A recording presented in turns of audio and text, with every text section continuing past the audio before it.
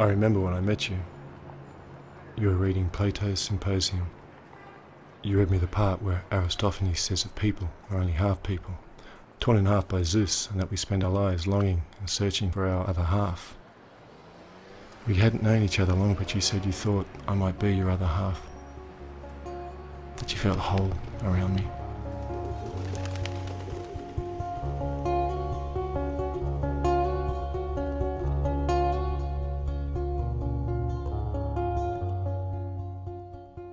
It was easy to need you. A strange country where we were so obviously different. Always a subject of interest. An oddity. You were my secret and my privacy. We were together from the moment we met.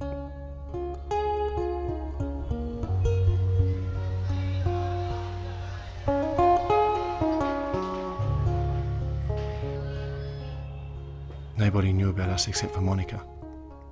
Before we met, I complained to her over and over about being alone. That's why she introduced us, to get some peace. She organised that trip to the country so we could get to know each other.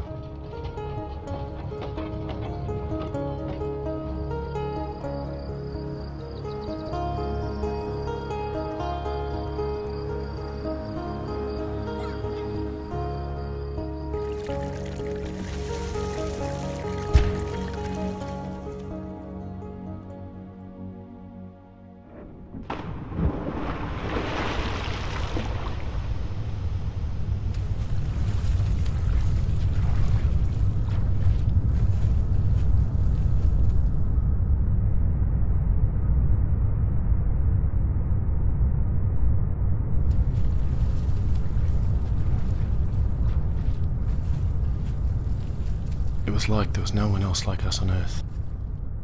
I remember when we talked and argued about whether or not to tell people about us. I thought we had a responsibility to be visible. I remember when we told Monica's friend Han that we were together, and she just laughed and thought we were joking and thought it was not much good because we would have no children.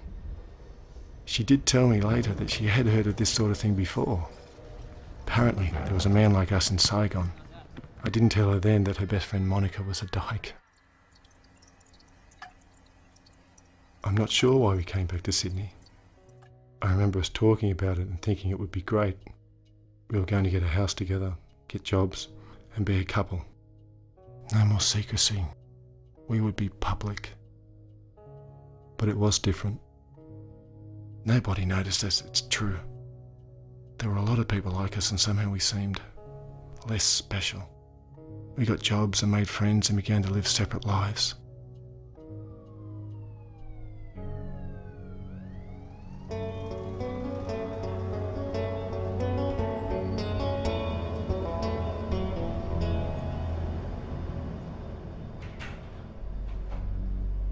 I'm not sure when it happened, but eventually we drifted away from each other. I didn't need you and you didn't need me. There were always others interested in sex and relationships seemed to be stifling. We were the parody of a hetero marriage, everything that we vowed we would never become.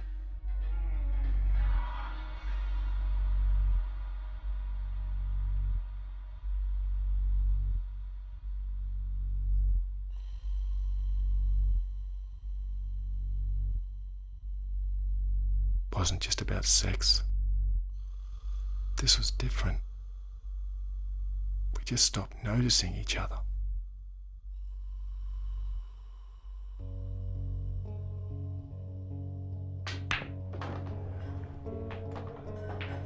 We moved apart. It was weird. I would see you once a week, sometimes less. Then we just stopped.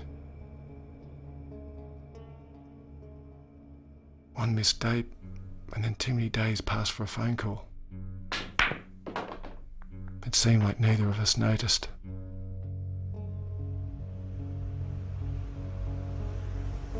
The city carried me along. Work, play, didn't really notice at all until I realised I was looking for something without knowing it. A connection or an inspiration. A reminder of being alive to counter the monotony of work and the routine of the city. The That's when I saw you in the street. I know you didn't see me, but suddenly it all seemed clear and I remembered my other half.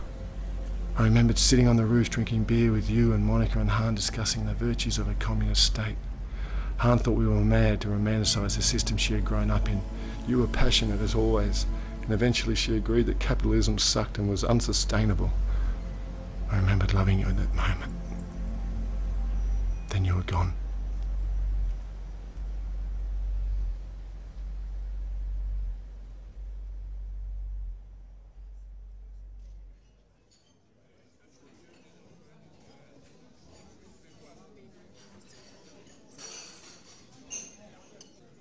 I tried to track you down, but you seemed to be impossible to find. We had drifted so far apart, I didn't know where to begin to look. I got this postcard from Monica.